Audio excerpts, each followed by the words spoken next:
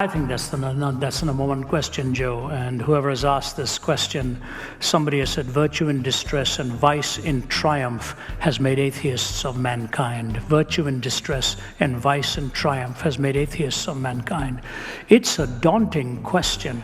You know, sometimes, Joe, I think about when I go onto a campus or whatever, sometimes people almost think like you're an answering machine. You don't think of these things. We do think, as you as a pastor well know, because you minister to people in their most broken condition, and oftentimes you just walk away from there with tears in your own eyes. Now, I want you to know I'm not just talking out of a vacuum of philosophical understanding. I'm talking out of a life that has lived through a lot of pain.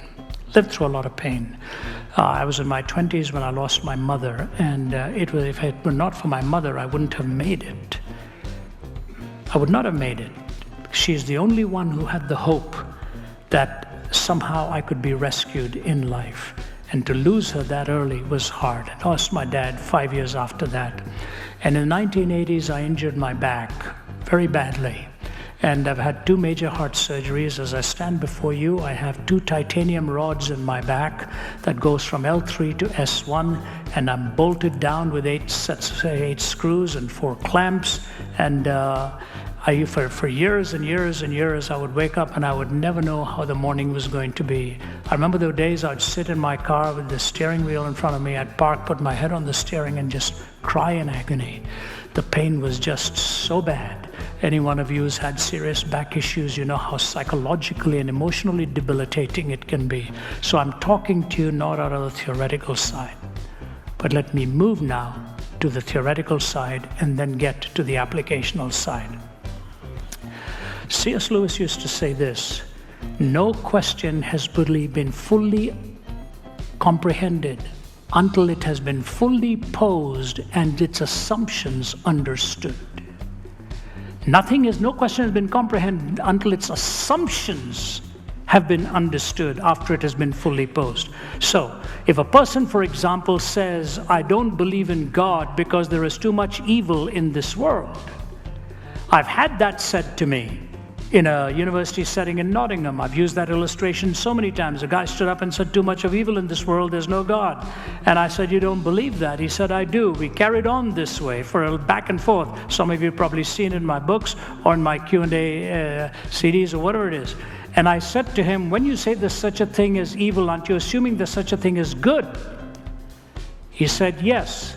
I said, when you assume there's such a thing as good, aren't you assuming there's such a thing as a moral law by which to differentiate between good and evil? You must have a point of reference by which to differentiate between good and evil. He sort of hooed and hawed about that a bit, and I gave him the illustration of Bertrand Russell debating the Jesuit philosopher Frederick Copleston. When Copleston said to him, Mr. Russell, how do you differentiate between good and bad? Russell said, the same way I differentiate between blue and green. Copleston said, wait a minute, you differentiate between blue and green by seeing, don't you? He said, yes. How do you differentiate between good and bad? And here's this brilliant mathematician philosopher. Do you know what his answer was? On the basis of my feeling. What else? Well, Copleston was kind. Had I been there, I'd been very tempted to say, Mr. Russell, in some cultures they love their neighbors, in other cultures they eat them. Do you have a personal feeling about which is better of these two? See, when you say there's evil, there's good. When you say there's good, there's a moral law, and he granted that. I said, but if you assume there's a moral law, you must posit a moral lawgiver, but that's whom you're trying to disprove and not prove. If there's no moral lawgiver, there's no moral law. If there's no moral law, there's no good. If there's no good, there's no evil. What is your question? He stood there, looked at me, and said, what then am I asking you? I knew what he was asking me, but I was just trying to remind him, logically, this is a chaotic question as much for the questioner as it is for the one being questioned. There is no absolute morality without God. So if the question is meaningful, God has to remain within the paradigm. If there is no God, it's a meaningless, emotive question. It is not logically consistent. So logically, you have to evaluate the question, and God has to remain in the paradigm. Number 2, if that is the case, then we have to realize that what has ultimately brought evil and suffering in this world is our departure from God. Sin is a violation of purpose. We have departed from Him, and the solidarity of our humanity has that ripple effect where it comes upon all of us: pain, suffering, anguish. And when we come back to Him, we come back to Him by faith and by His grace in order to sustain us and give us that day-to-day strength. So if you are suffering as a person, as a questioner, I just say to you, first remember what Chesterton said: when belief in God becomes difficult, the tendency is to turn away from Him, but in heaven's name, to what? When belief in God becomes difficult, the tendency is to turn away from Him. In heaven's name, to what?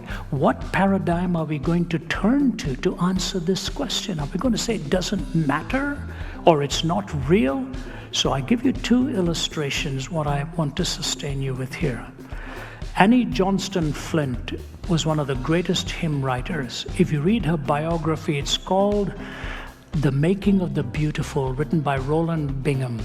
She was born as Annie Johnston. Shortly after that was orphaned and raised by the Flint family, and so she's known to the world as Annie Johnston Flint.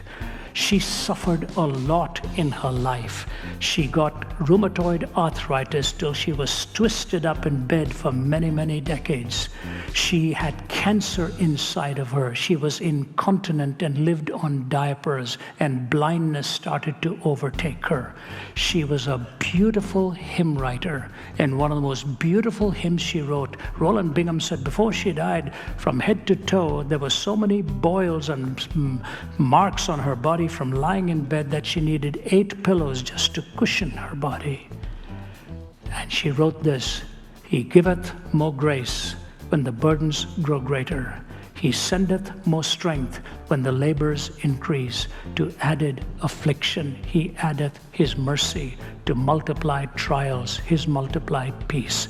When we have exhausted our store of endurance, when our strength has failed ere the day is half done, when we reach the end of our hoarded resources, our Father's full giving has only begun.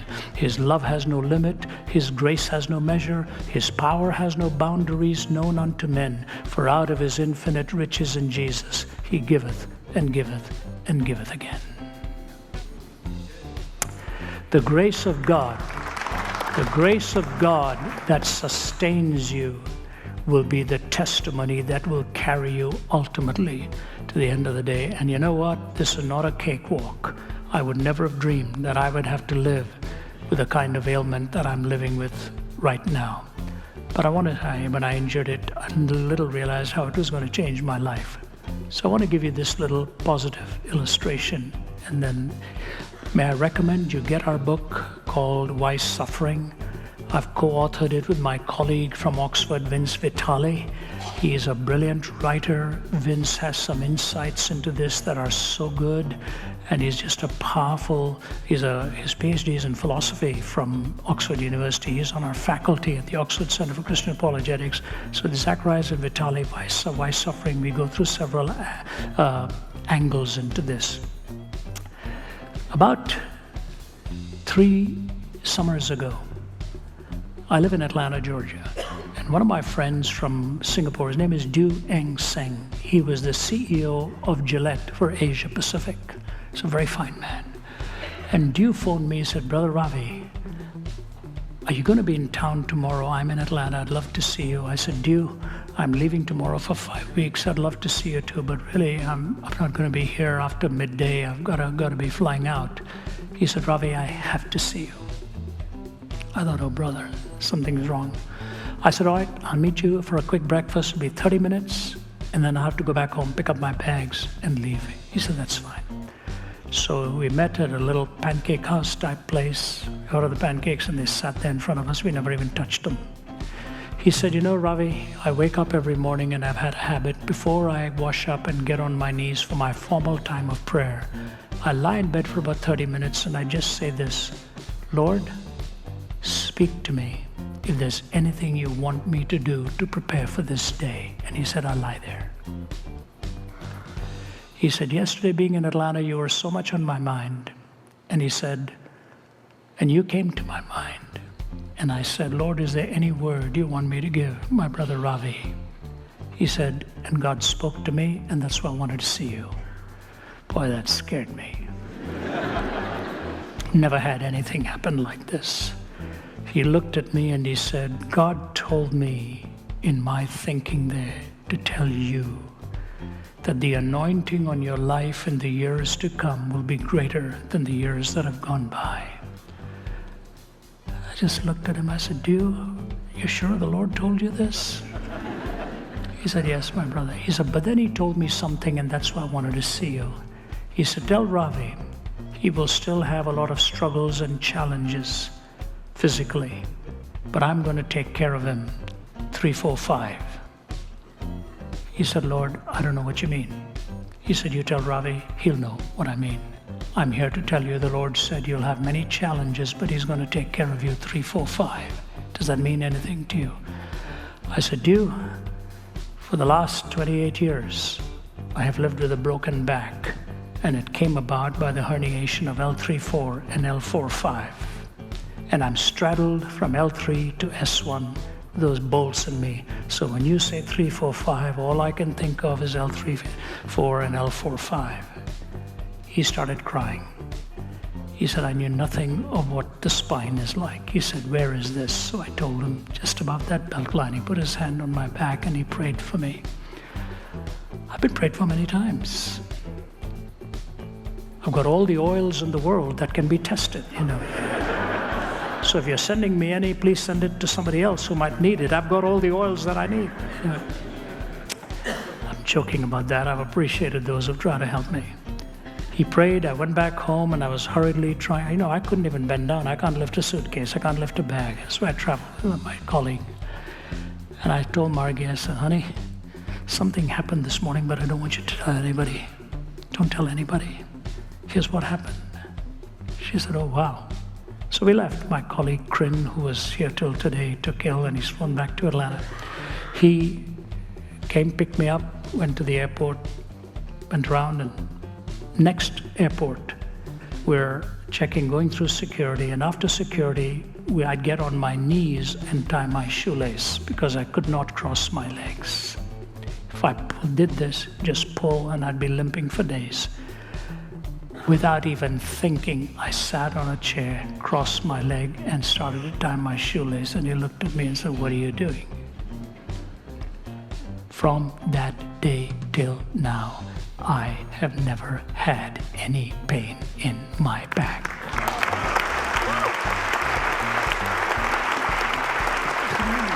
Just imagine. Am I nervous that it might return? O ye of little faith? Do I have tightness? Am I have to be careful? But Thomas travels with me, and I'll tell you, I do naughty things. I'll pick up my suitcase, pick up my bags, put them up there. I'll do all kinds of things. I just say, Lord, if you're really healed, man, I need to at least be able to put my briefcase up on the top out there. I don't know what it means, but I just want to tell you, God works on a timetable. He didn't come for Lazarus when they wanted him to come for Lazarus.